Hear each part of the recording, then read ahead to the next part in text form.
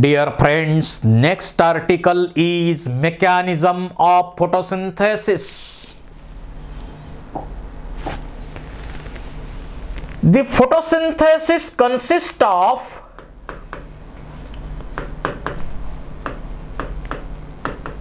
light reaction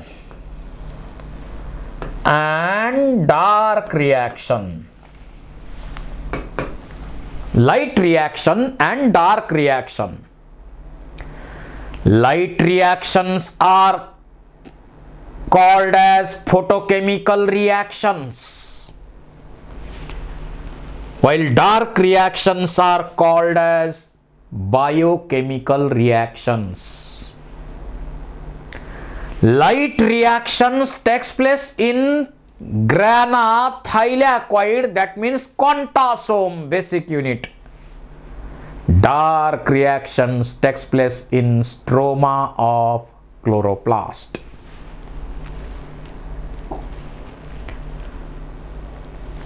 Mechanism of photosynthesis. It consists of light reactions and dark reactions. ज्या reaction directly लाईटवर dependent असतात त्यांना म्हणायचं light reactions.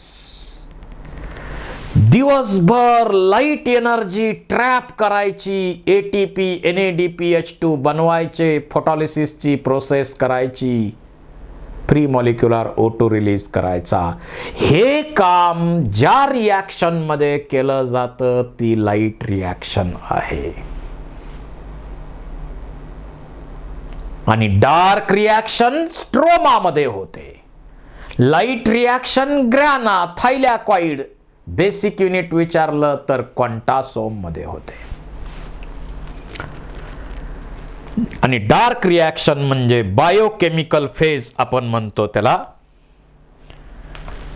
ज्या reaction direct लाईटवर अवलंबून नसतात, होतात डे टाइमलाच. हे लक्षात घ्या. डार्क म्हणजे काय रात्री होणाऱ्या नाही, डे टाइमलाच होणाऱ्या पण डायरेक्ट लाईटवर अवलंबून नसणाऱ्या रिॲक्शन्सना डार्क रिॲक्शन्स म्हणायचं.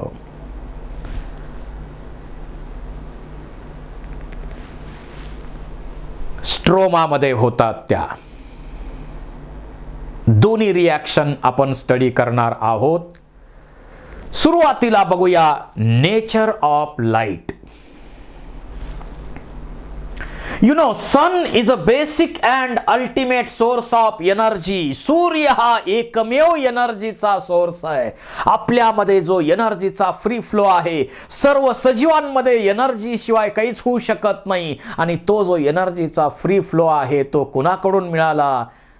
सूर्याकडून एनर्जी मिळाली. आपल्या शरीरात जो काही एनर्जीचा फ्री फ्लो चालू आहे तो फक्त सूर्याकडच्या एनर्जीचा आहे. बेसिकली आपल्यावर सूर्याचे उपकार आहेत, कारण त्याच्या एनर्जीमुळेच आपण जिवंत आहोत. आणि ती एनर्जी कन्वर्ट करण्याचं काम ग्रीन प्लांट किंवा फोटोसिंथेटिक ऑर्गॅनिझमनं केलेले आहेत. या दोघांचेही आपल्यावर फार मोठे उपकार आहेत.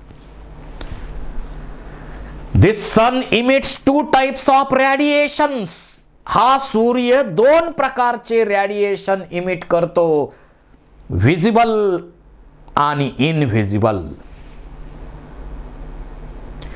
इनव्हिजिबल रेडिएशन न दिसणारे alpha rays, beta rays, gamma rays, cosmic rays, UV rays, radio waves, microwaves दिसतात का? तुमचा मोबाईल समजा वाजतोय पण मोबाईलचे रेडिएशन आलेले दिसतात का? आपला टीव्ही सुरू आहे, त्या वेव्ज आपल्याकडे टीव्हीकडे येताना दिसतात का? नाही, ते इनव्हिजिबल रेडिएशन्स आहेत. त्याचा मर्यादित वापर आपल्या फायद्यासाठी आपण करत आहोत. आणि हे इनव्हिजिबल रेडिएशन्स हार्मफुल आहेत लाईफला, आणि म्हणून ते ओझोन लेयर मध्ये ऍब्सॉर्ब केले जातात आणि फक्त व्हिजिबल स्पेक्ट्रम अर्थ कडे येतो. साधारण 380 किंवा 390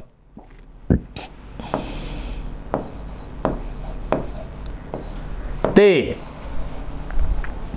760 NM या दरम्यानची जी लाईट आहे त्याला म्हणायचं visible spectrum. Photosynthetically active radiation पण म्हणू शकतो. हीच सप्तरंगी लाईट सूर्याकडून आपल्याकडं येत असते. दिसताना 7 रंगाची दिसत नाही, कारण धूळ एवढी आहे, त्याचं रिफ्लेक्शन होऊन आपल्याला लाईट एका कलरची वाटते, परंतु ती सप्तरंगी लाईट आपल्यावर सुद्धा पडत असते. त्याला फोटोसिंथेटिकली ऍक्टिव्ह रेडिएशन PAR असं म्हणायचं. PAR 380 ते 760 NM किंवा 3800 ते 7600 एंगस्ट्रॉम युनिट या दरम्यानची ही जी लाईट आहे, हा आहे विजिबल स्पेक्ट्रम. विजिबल लाईट आहे. Only small portion of electromagnetic spectrum ranges from violet to red, called as photosynthetically active radiation. Photosynthetically active radiation. UV rays आणि फार रेड या दोघांच्या मध्ये हा स्पेक्ट्रम येतो. हा स्पेक्ट्रम येतोय. ल्यूज ग्रीन कलरचे असतात, म्हणजेच ते ग्रीन कलरची लाईट रिफ्लेक्ट करतात, ऍब्सॉर्ब करत नाहीत, म्हणून ते दिसताना ग्रीन कलरचे दिसतात आपल्याला. आणि प्लांट फोटोसिंथेसिसची प्रोसेस मॅक्झिमम कोणत्या रेडिएशन मध्ये करतात, तर ब्ल्यू आणि रेड. पुढे आपल्याला स्टडी करायचंच आहे ते.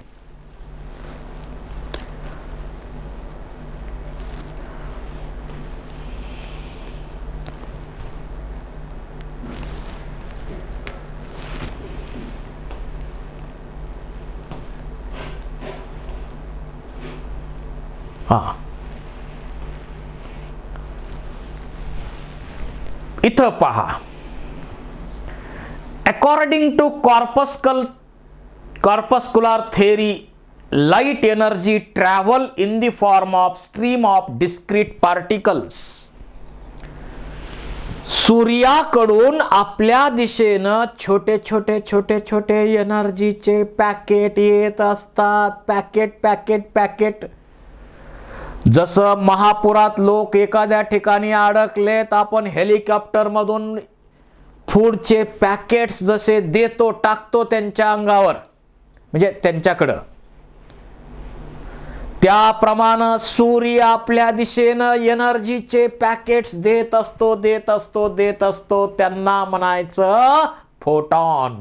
Photon is a packet of energy and quantum is amount of energy in that packet. One photon is equal to one quantum. जसं आपण पार्लेजीचं पॅकेट, एक बिस्किटचं पॅकेट, पॅकेटला फोटॉन म्हणायचं, पण तेवढं पॅकेट खाल्ल्यानंतर त्यांनी म्हटलेलं असतं याच्यामध्ये एवढी एनर्जी एवढी एनर्जी, एवढे कार्बोहायड्रेट, फॅट्स, प्रोटीन्स वगैरे, टोटल एनर्जी एवढी मिळणार तुम्ही हे खाल्लं. That amount of energy present in that packet is quantum. त्याला आपण क्वांटम म्हणतो. 8 light quanta or photons are used for reduction of 1 CO2. एक CO2 मॉलिक्यूल फिक्स करायचा असेल किंवा एक O2 मॉलिक्यूल रिलीज करायचा असेल तर त्यासाठी 8 क्वांटा एवढी लाईट महत्वाची आहे त्यासाठी. जशी जशी आपण वेव्हलेंथ वाढलेली पाहतो, या दिशेनं वेव्हलेंथ वाढत वाढत वाढत वाढत वाढत वाढत जाते.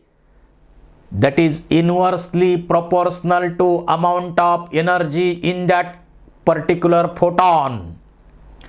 एक्झाम्पल घेतलं तर आपल्या लक्षात येईल, एका ब्ल्यू कलरच्या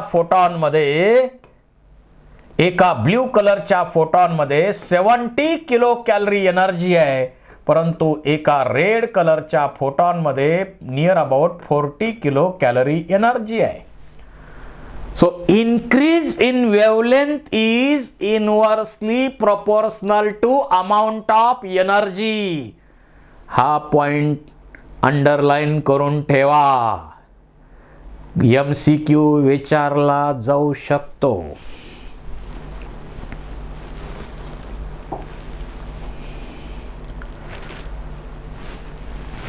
आता क्लोरोफिल मॉलिक्युल्स लाईट ॲब्सॉर्ब करतात.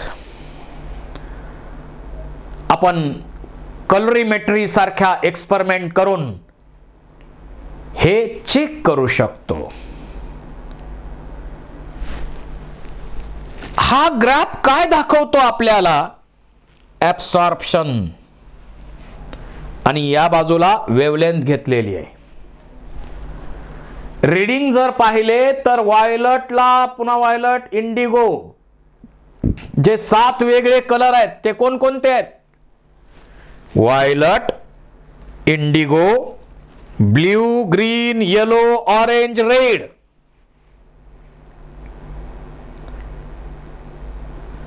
आणि हा स्पेक्ट्रम जर आपण हे अनालाइज केलं तर आपल्याला लक्षात येईल, सुरुवातीला व्हायलट मध्ये कमी ॲब्सॉर्प्शन आहे, ब्ल्यू ग्रीन मध्ये थोडं वाढलंय, ब्ल्यू मध्ये एकदम ॲब्सॉर्प्शन जास्त आहे, ग्रीन मध्ये एकदम कमी ॲब्सॉर्प्शन आहे, फार कमी लाईट ग्रीन मध्ये ॲब्सॉर्ब केली जाते. याचं कारणही विचारलं जातं, कारण क्लोरोफिल स्वतःच ग्रीन कलरचे आहेत. So minimum absorption takes place in green region. पुन्हा येलो, ऑरेंज, आणि पुन्हा आणखी मोठा पीक मिळतो रेड मध्ये.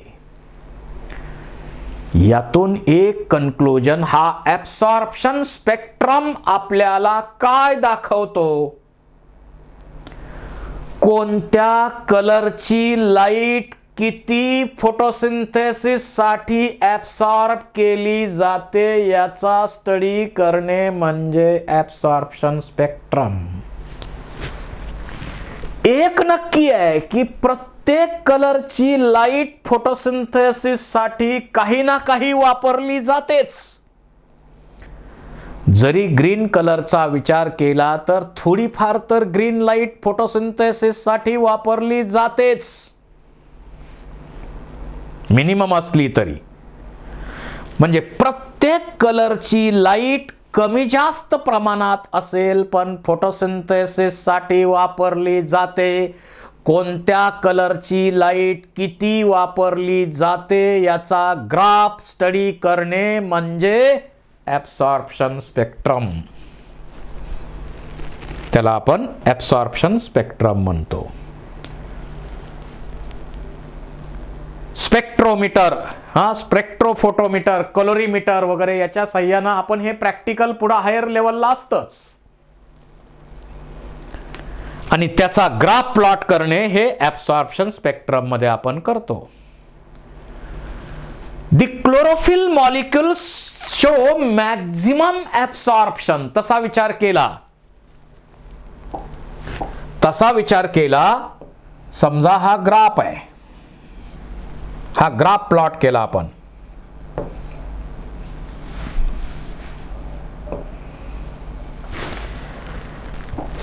तर सुरुवातीला व्हायलट मध्ये कमी ॲब्सॉर्प्शन असणार आहे, पुन्हा इंडिगो म्हणजे ब्ल्यू ग्रीन मध्ये वाढलं, आणि क्लोरोफिल एचं बघतोय आपण, हे ब्ल्यू मध्ये ॲब्सॉर्प्शन आहे, पुन्हा ग्रीन मध्ये एकदम कमी ॲब्सॉर्प्शन आहे, येलो मध्ये थोडं वाढलं, ऑरेंज मध्ये आणखी वाढलं, आणि रेड मध्ये मोठा पीक मिळतो.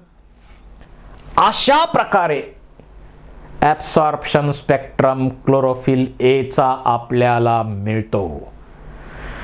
क्लोरोफिल ए चा विचार केला तर 1 नंबरला रेड मध्ये ऍब्सॉर्प्शन होतं, मॅक्झिमम ऍब्सॉर्प्शन रेड मध्ये, नंतर दुसरा पीक ब्ल्यू मध्ये. आणि क्लोरोफिल बी चा विचार केला तर क्लोरोफिल बी मध्ये मोठा पीक ब्ल्यू मध्ये मिळतो आणि त्याच्यानंतरचा पीक ए मध्ये या रेड मध्ये मिळतो.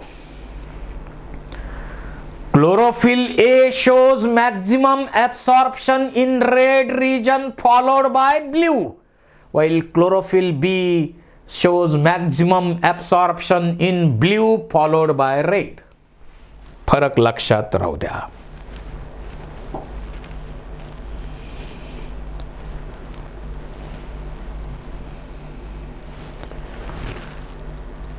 हेच आपण यामध्ये फाइंड आउट करतो. त्याच्यानंतर ऍक्शन स्पेक्ट्रम म्हणजे फोटोसिंथेसिसचा रेट कुठं जास्त आणि कुठं कमी याचा स्टडी करणे म्हणजे ऍक्शन स्पेक्ट्रम. इथं प्रत्येक कलरचा विचार करायची आवश्यकता नाही. ऍब्सॉर्प्शन स्पेक्ट्रम मध्ये 7च्या 7 कलरचा विचार केलाय, कोणत्या कलर मध्ये किती किती किती किती किती. पण ऍक्शन स्पेक्ट्रम मध्ये रेट विचारात घ्यायचा आहे, maximum rate and minimum rate.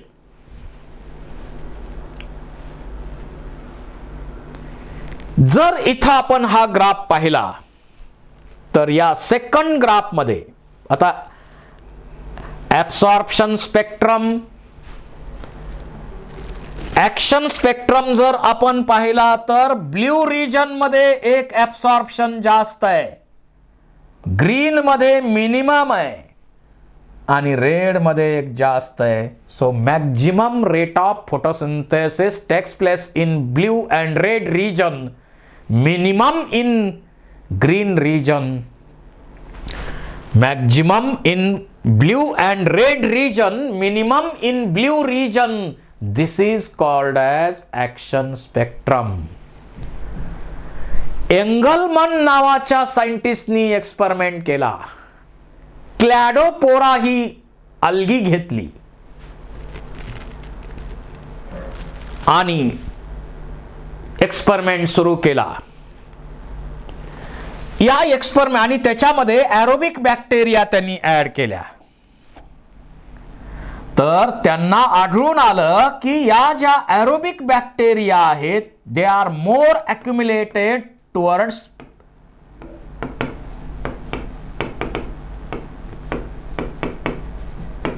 in blue and red color of light. याचा अर्थ असा मॅक्झिमम O2 इव्होल्युशन इथं झालेलं आहे. कारण ऑक्सिजन बाहेर निघतो हे कसं स्टडी करायचं तर आपण ॲक्वॅटिक प्लांट घेतो आणि O2 बबल्स जे त्याच्यामधून निघतात ते काउंट करतो आणि त्यावरून आपल्याला फोटोसिंथेसिसचा रेट चेक करता येतो. तर जास्तीत जास्त ऑक्सिजन रेड आणि ब्ल्यू रिजन मध्ये मिळाल्यामुळं त्याच ठिकाणी जास्तीत जास्त एरोबिक बॅक्टेरिया ॲक्युमुलेट झालेल्या दिसल्या. That means maximum rate of photosynthesis takes place in blue and red region, minimum in green region. Leaves स्वतःच ग्रीन कलरचे आहेत त्यामुळं मिनिमम ऍब्सॉर्प्शन ग्रीन रिजन मध्ये झालेलं आहे. झालंय पण मिनिमम आहे ते. बाकीच्या कलरच्या लाईट सुद्धा कमी जास्त प्रमाणात यूज केल्या जातात. जसं एक प्लांट आहे त्याला तुम्ही समजा फक्त मोनोक्रोमॅटिक लाईट दिला आणि दुसऱ्या प्लांटला तुम्ही व्हिजिबल स्पेक्ट्रम दिला तर फोटोसिंथेसिस ज्याला व्हिजिबल स्पेक्ट्रम मध्ये ठेवलंय त्याच्यामध्येच फोटोसिंथेसिस जास्त आहे. समजा एक प्लांट आहे, एक प्लांट ए प्लांट आहे, त्या प्लांटला तुम्ही ब्ल्यू आणि रेड भरपूर फोटोसिंथेसिस करतात ना प्लांट, तर ब्ल्यू आणि रेड कलरच्या फक्त लाईट त्यांना दिल्या आणि दुसरं प्लांट आहे त्याला व्हिजिबल स्पेक्ट्रम मध्ये ठेवलं तर व्हिजिबल स्पेक्ट्रम मध्ये ठेवलेल्या प्लांटमध्ये फोटोसिंथेसिस जास्त असणार, कारण हे ए प्लांट काय फक्त ब्ल्यू आणि रेड कलरचीच लाईट फक्त घेत आहे, परंतु बी प्लांट आहे त्याला ए आणि हे रेड आणि ब्ल्यू कलरची लाईट तर घेणारच आहे, त्याच्या तर फोटोसिंथेसिस होणारच आहे, मॅक्झिमम होणारच आहे, पण बाकीच्या कलरचा ॲडव्हान्टेज सुद्धा त्याला मिळतो आणि त्यामुळं फोटोसिंथेसिस त्यामध्ये जास्त आहे. एक प्लांट आहे त्याला 24 तास लाईट मध्येच तुम्ही ठेवलं, लाईट लाईट लाईट पाहिजे ना, घे किती लाईट आणि कर फोटोसिंथेसिस. आणि दुसरं plant light dark alternate day night सायकलला ते ठेवलं, तर ज्या प्लांटला डे नाईट सायकलला ठेवलंय त्याच्यामध्ये फोटोसिंथेसिस जास्त असणार, कारण लाईट रिॲक्शन मध्ये तयार झालेले कंपाऊंड्स आहेत ते डार्क रिॲक्शन मध्ये तेवढ्या फास्ट युटिलाइज केले जात नाहीत, ती स्लो रिॲक्शन आहे. जो इलेक्ट्रॉन इमिट होतो, लाईट रिॲक्शनचा स्पीड काय 10⁹ सेकंद, एवढ्या हाय स्पीडनं लाईट रिॲक्शन होत असते. डार्क रिॲक्शन तेवढ्या स्पीडनं होत नाहीत, एन्झायमॅटिक रिॲक्शन्स आहेत त्या. तर असे आपल्याला MCQ यावर विचारले जाऊ शकतात. ॲब्सॉर्प्शन स्पेक्ट्रम आणि action spectrum. Energy content of each photon is 1 quantum. आपल्याला मगाशी सांगितलंय, जशी जशी वेवलेंथ वाढत वाढत वाढत वाढत जाईल एनर्जी कमी कमी कमी कमी कमी होत जाते.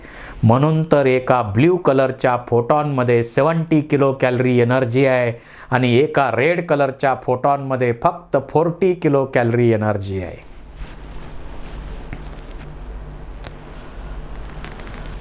आता जी सूर्याची एनर्जी आपल्या दिशेनं येते त्यातली फोटोसिंथेसिस साठी किती यूज केलेली आहे energy, out of total light falling on earth 80% leaf वर पडलेली 80% ॲब्सॉर्ब केली जाते, 10% reflected back, 10% transmitted, only 0.2% to 2% energy is used in photosynthesis. देणाराची कॅपॅसिटी सूर्याची प्रचंड प्रचंड आहे, पण घेणाऱ्याची कॅपॅसिटी फार फार कमी आहे, 0.2 to 2-3% फार फार तर काही ठिकाणी 2 to 10% असं दिलेलं आहे.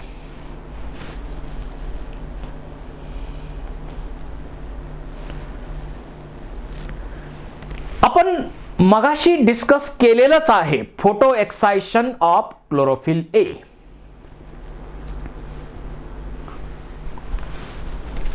तर एखाद्या क्लोरोफिल ए वर ज्यावेळी लाईट पडते काय होतं यामध्ये आपण सांगितलेलं आहे. समजा हा क्लोरोफिल ए आहे, या क्लोरोफिल ए याच्यामध्ये इलेक्ट्रॉनची ही लेवल आहे. ज्यावेळी या क्लोरोफिल ए वर लाईट पडेल त्यावेळी क्लोरोफिल ए एक्साइट होतो. Photo excitation of chlorophyll A is a first step in photosynthesis. आणि लाईट एनर्जी ॲब्सॉर्ब केल्यामुळं इलेक्ट्रॉननी एनर्जी रिसीव्ह केली आणि हाय एनर्जी स्टेटला इलेक्ट्रॉन जातात.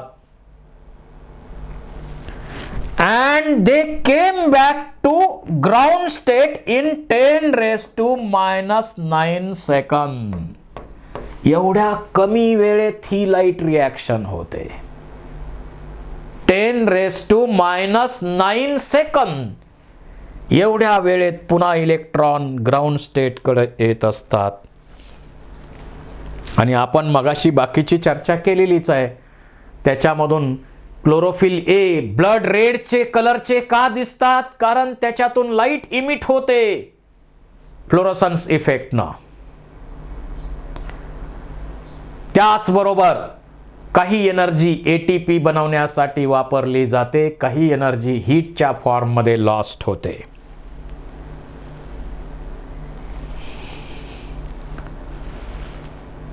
तेच इथं दिलेलं आहे, बाकी इथं काही वेगळं नाही आहे.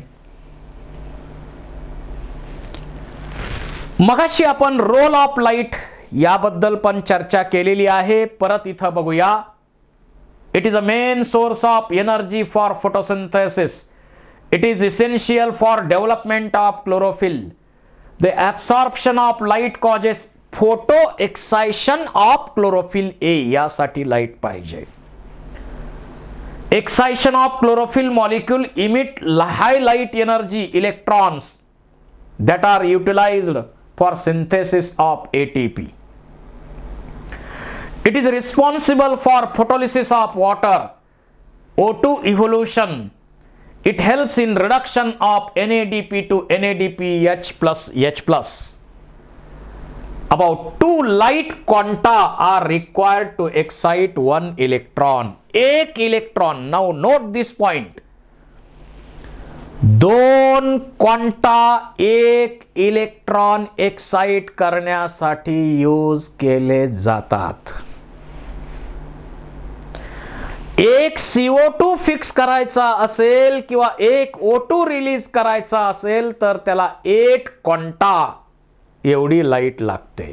8 फोटॉन क्वांटा एवढी लाईट लागते. डिअर फ्रेंड्स,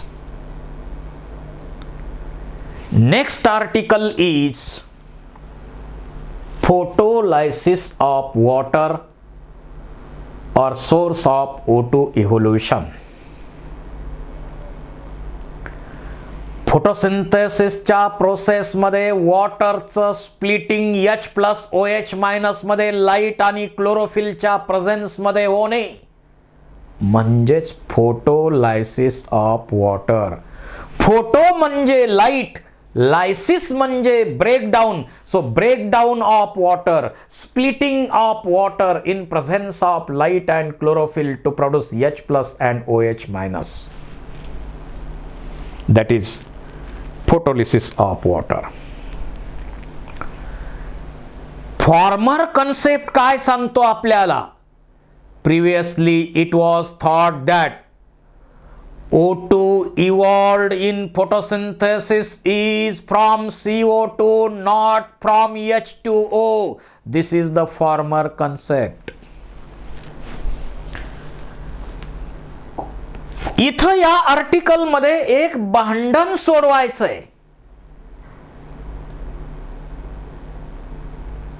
आपल्याला दोन्ही कामं चांगली जमतात. गरज पडेल तिथं पेटवायचं, गरज पडेल तिथं मिटवायचं. भांडण.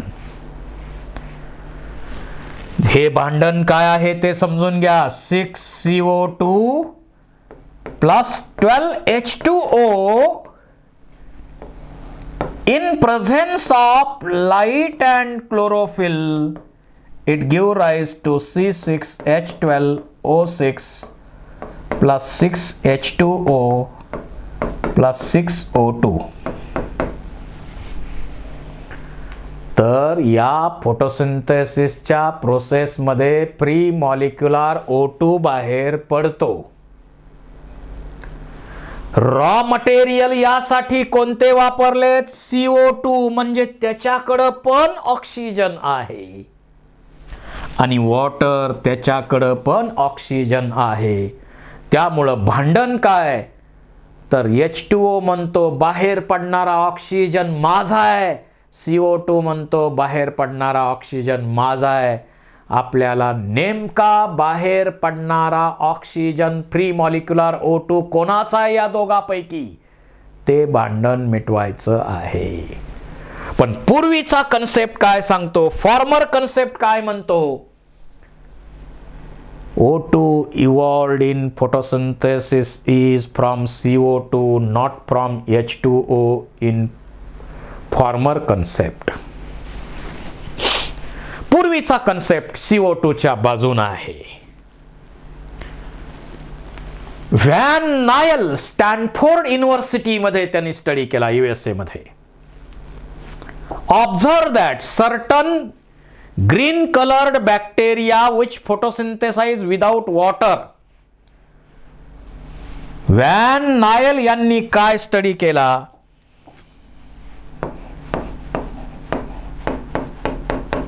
इन 1930. तर green sulphur bacteria, purple sulphur bacteria म्हणजे बॅक्टेरियल फोटोसिंथेसिसचा स्टडी करताना त्यांनी पाहिलं तर या बॅक्टेरियल फोटोसिंथेसिस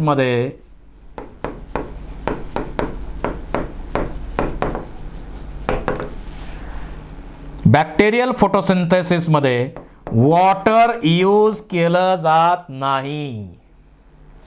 त्याच्याऐवजी H2S चा उपयोग केला जातो आणि त्या प्रोसेसमध्ये H2S चं स्प्लिटिंग केलं जातं. Splitting of H2S takes place in bacterial photosynthesis. आणि यावरून त्यांनी एक क्ल्यू दिला, काय? जर बॅक्टेरियामध्ये H2S चं स्प्लिटिंग होत असेल तर हायर प्लांटमध्ये नक्की वॉटरचं स्प्लिटिंग होत असलं पाहिजे, फोटोलायसिसची प्रोसेस होत असली पाहिजे. असा पहिला क्ल्यू व्हॅन नायल यांनी दिला. त्यानंतर प्रोफेसर रॉबर्ट हिल यांनी एक्सपेरिमेंट केला.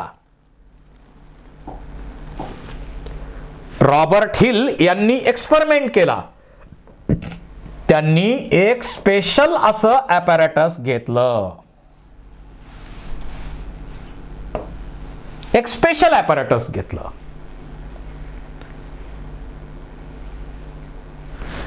त्यामध्ये स्टिलारिया किंवा स्पिनॅच लीव्हचे क्लोरोप्लास्ट घेतले. यामध्ये वॉटर ऍड केलं आणि यामध्ये फेरिक सॉल्ट ऍड केले.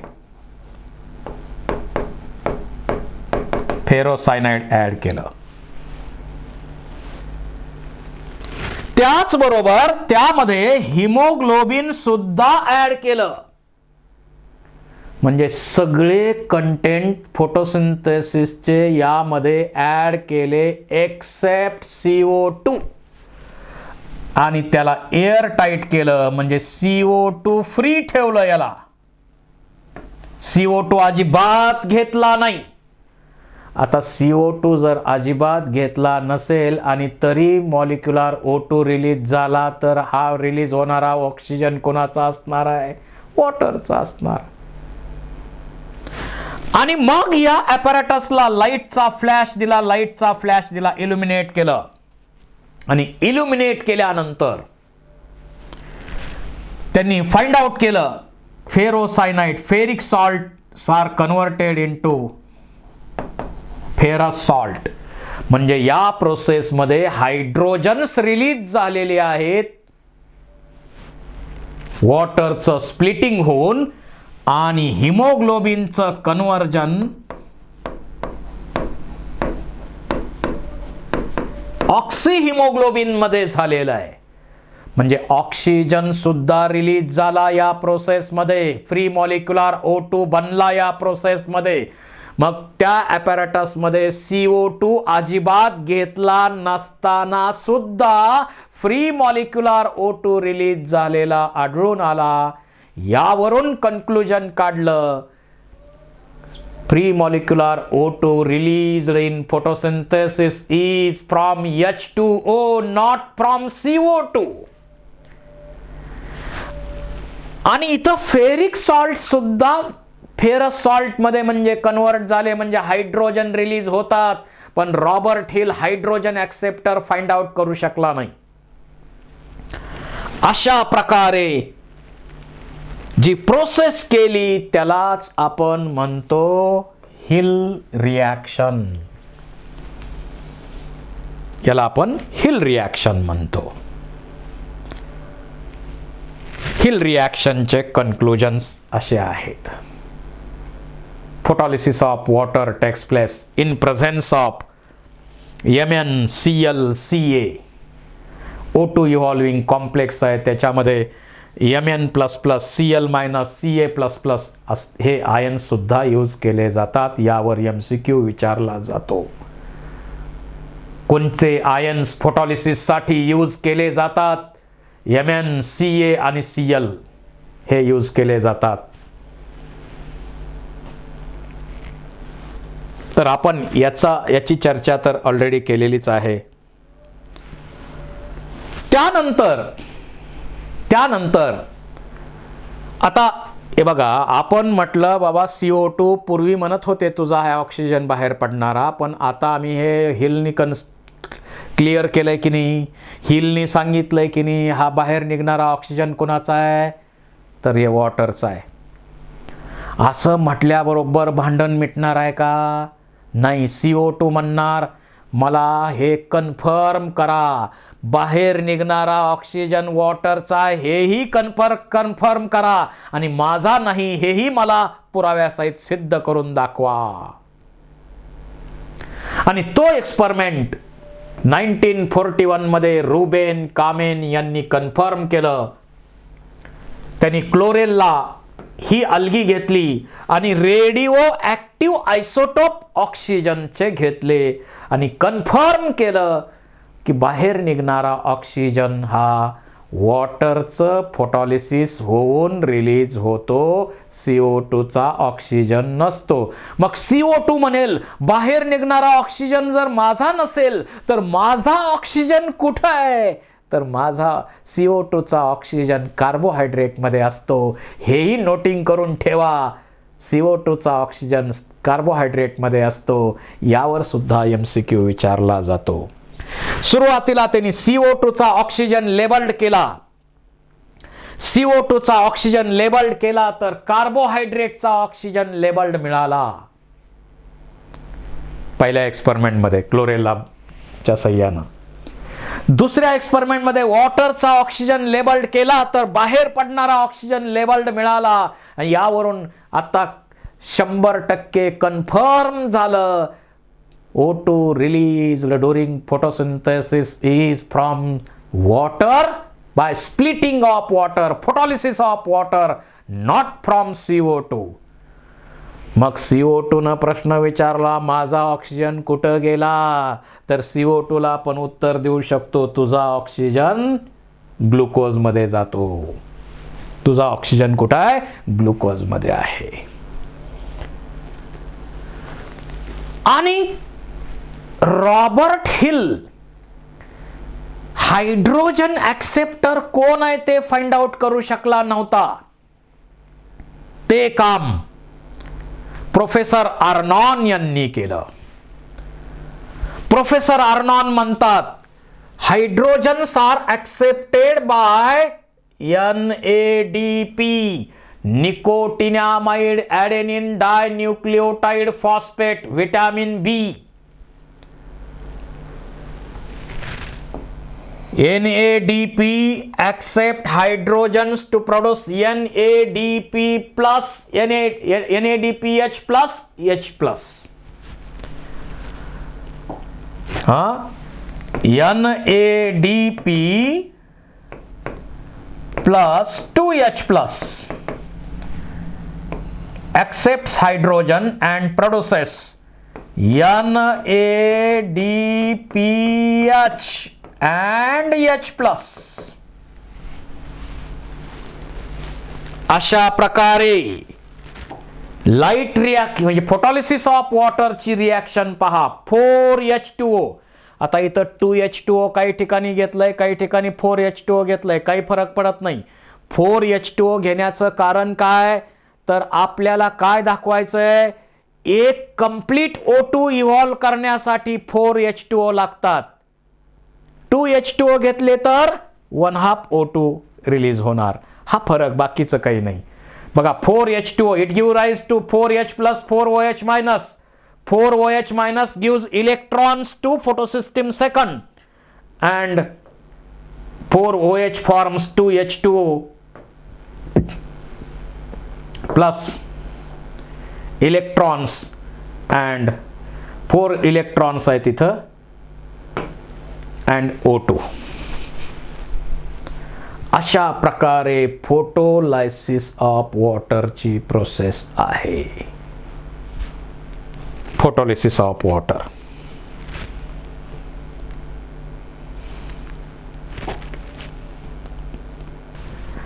Next article is red drop.